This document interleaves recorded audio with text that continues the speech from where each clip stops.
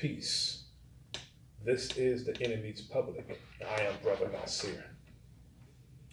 I'm sure everyone knows by now that Kyle Rittenhouse, the gun-toting thug who went to a peaceful protest carrying a AR-15, the gun-toting young man, 17-year-old, who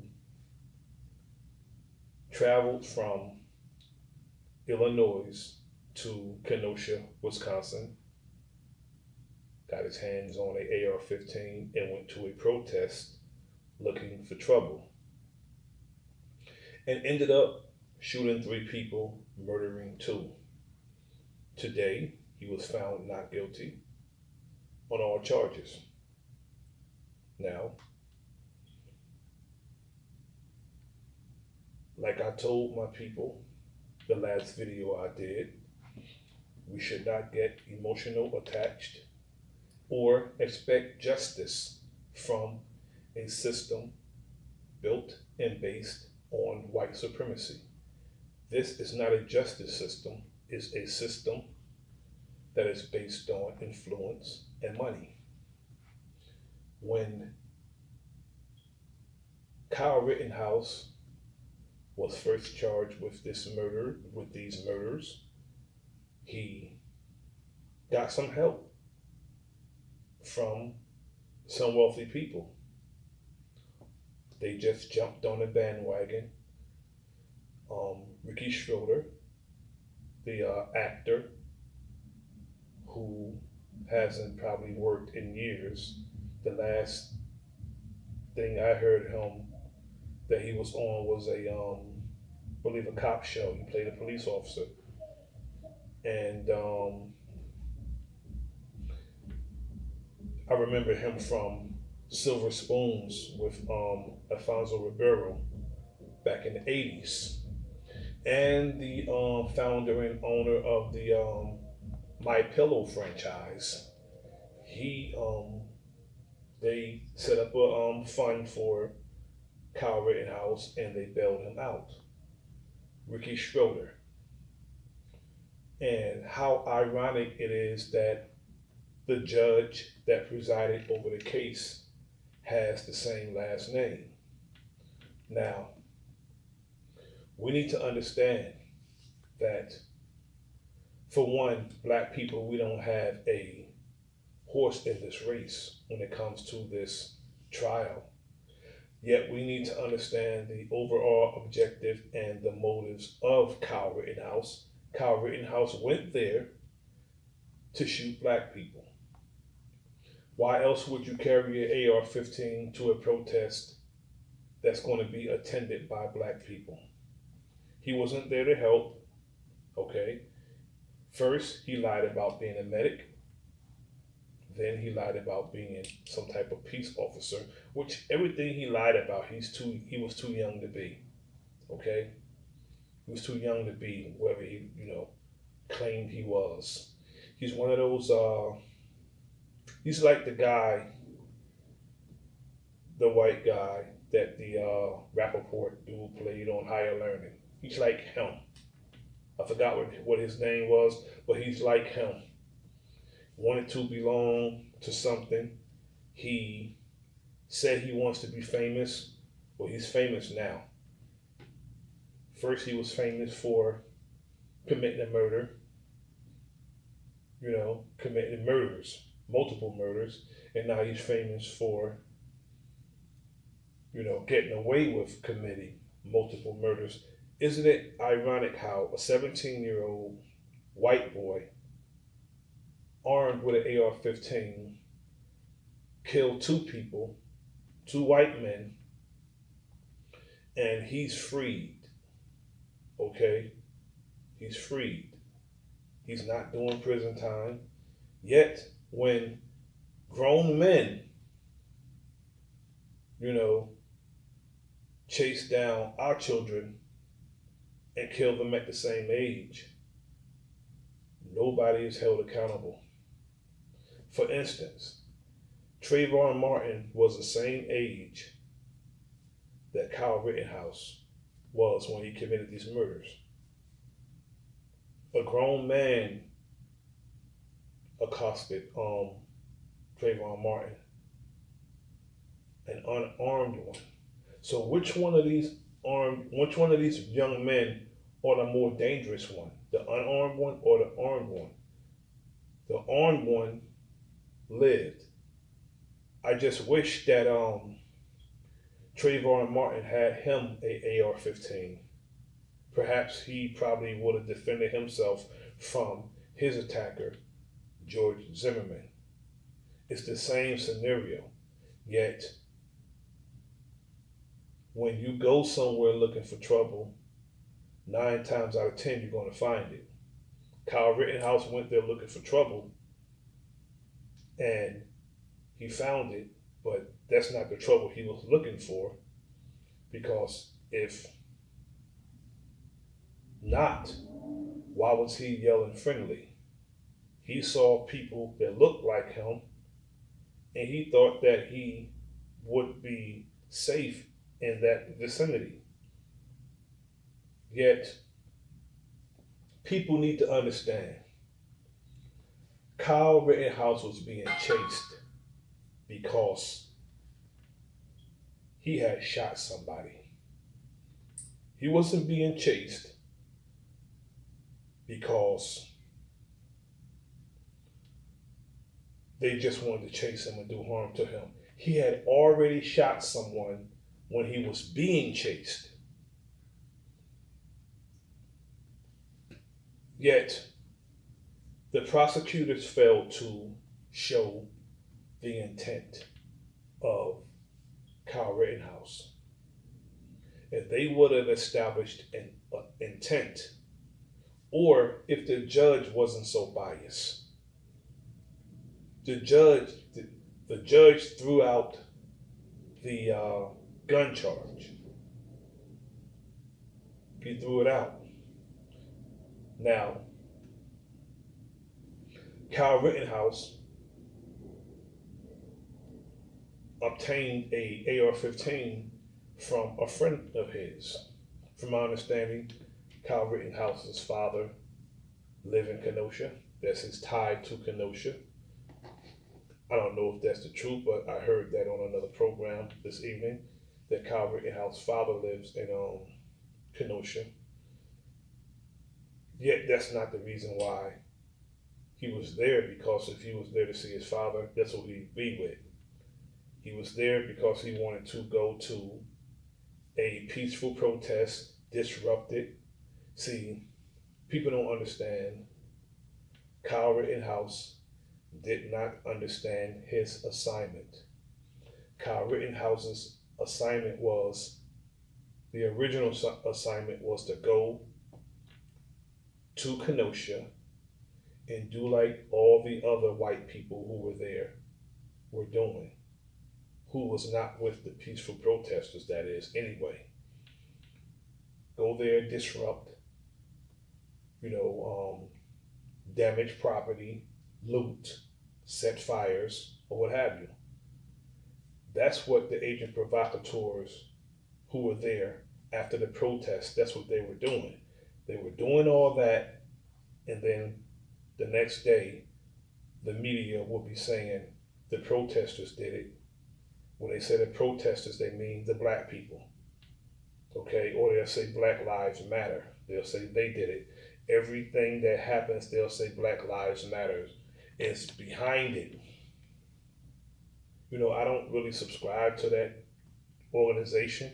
I just like the gesture because my sentiment is Black lives do matter. Yet, they're a little, shaky and flaky with some of their practices. So I don't subscribe to their organization. Yet, Kyle Rittenhouse did not go there to help people.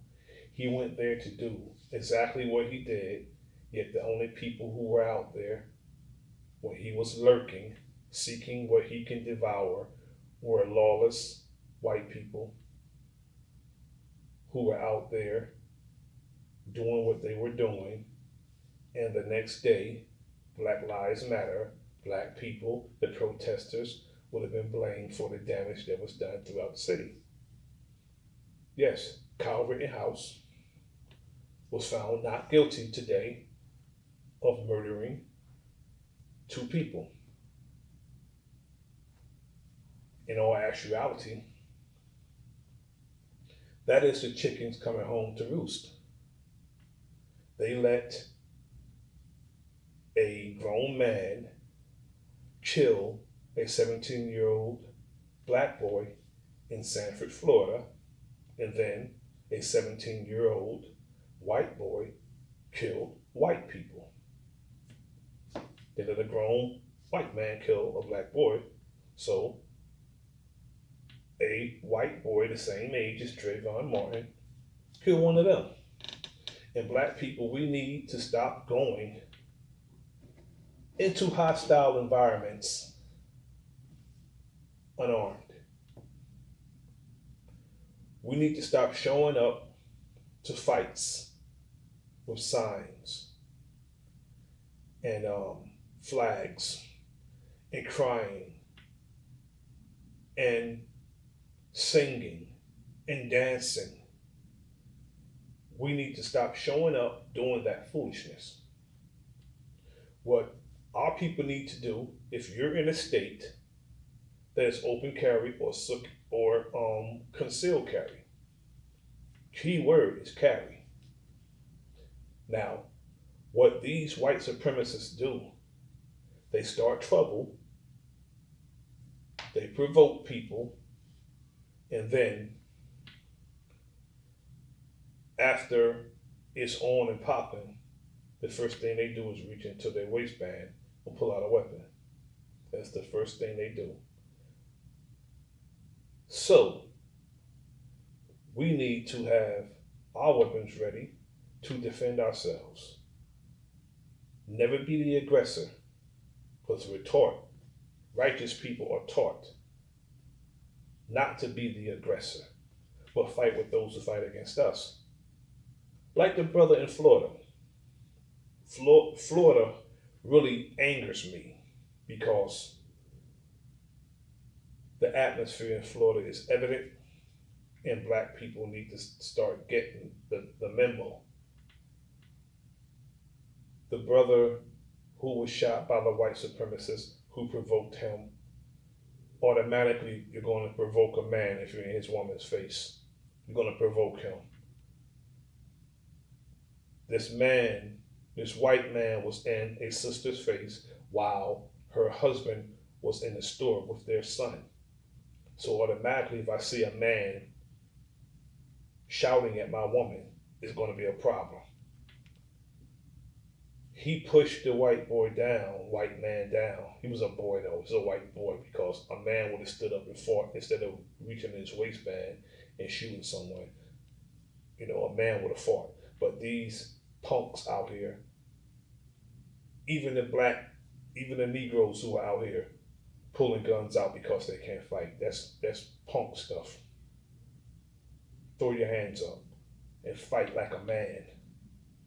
Remember the saying, fight like a man? They don't do that today. They reach into their waistband, pull guns out and shoot. Why? Because they don't have to actually engage you or, aggress you and use some type of skill. That's nothing. To reach in your waistband and pull out a gun and shoot somebody, that's nothing. All it takes is one finger to do that. And you're lucky if you hit your target. But the brother in Florida who pushed the white boy down and the white boy shot him and killed him, he should have never pushed the white boy down. Should have never did that. He should have knocked them out cold. Just knocked him out, got in his vehicle, and drove off. But some of us, we don't think that these things that happen to our other brothers and sisters will happen to us. So we are lenient and we are too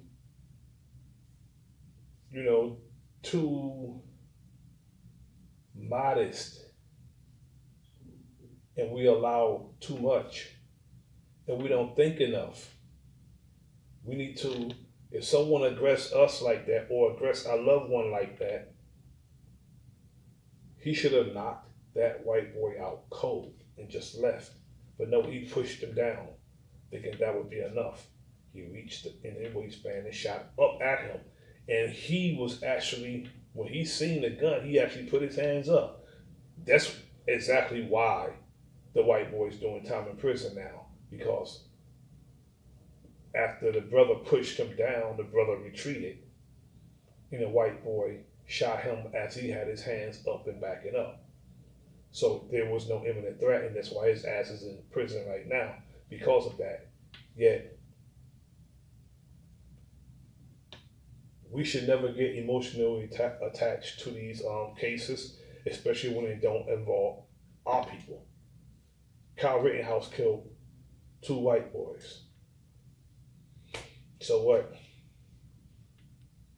So what? When white people kill black people, that's really my concern. Now, my real concern is this Ahmaud Arbery case. Now, I would be pissed off if these 2 crackers get off for outright chasing a brother down and murdering him. That's not self-defense. Now, see, a situation like Kyle Rittenhouse, he could yell self-defense because somebody was chasing him, but they was chasing him because he had already shot someone, and they had a biased judge and a prosecutor who failed to connect all the dots. So he can say self-defense and get away with it. They always say self-defense to get away with it. When are black people going to start saying self-defense? When are we going to start defending ourselves? Yet, we need to take what happened today as far as this verdict into consideration. When I say defend ourselves, that means someone has to aggress us, not go out looking for trouble. We should never go out looking for trouble. But if someone aggress you violently, you fight with those who fight against you. I would never suggest to any of us to go out looking for trouble. Never that. We should train with our hands, we should train with our feet, we should train with our knees, and we should train with our trigger fingers to get our enemies up off us. Only 2 things will happen if black people start standing their ground. 2 things. They'll cut the bullshit, or the cracker. They'll change the law. Like they did in California when the Panthers walked up into the Capitol building. They changed the law. And then nobody can, quote unquote, stand their ground. Yet, regardless, you don't need a law to tell you to stand your ground. That's foolish. If you feel your life is in imminent danger, it could be ended. To hell with a law. You take the law into your own hands when it comes to your life. No, you be dead as hell, and then you're going to let somebody else determine your fate? That's letting someone else determine your fate. You're dead, and they're determining whether this person is guilty or not? Hell no. Defend yourself. That's not a civil right. That's not a right that anyone can give you outside of yourself.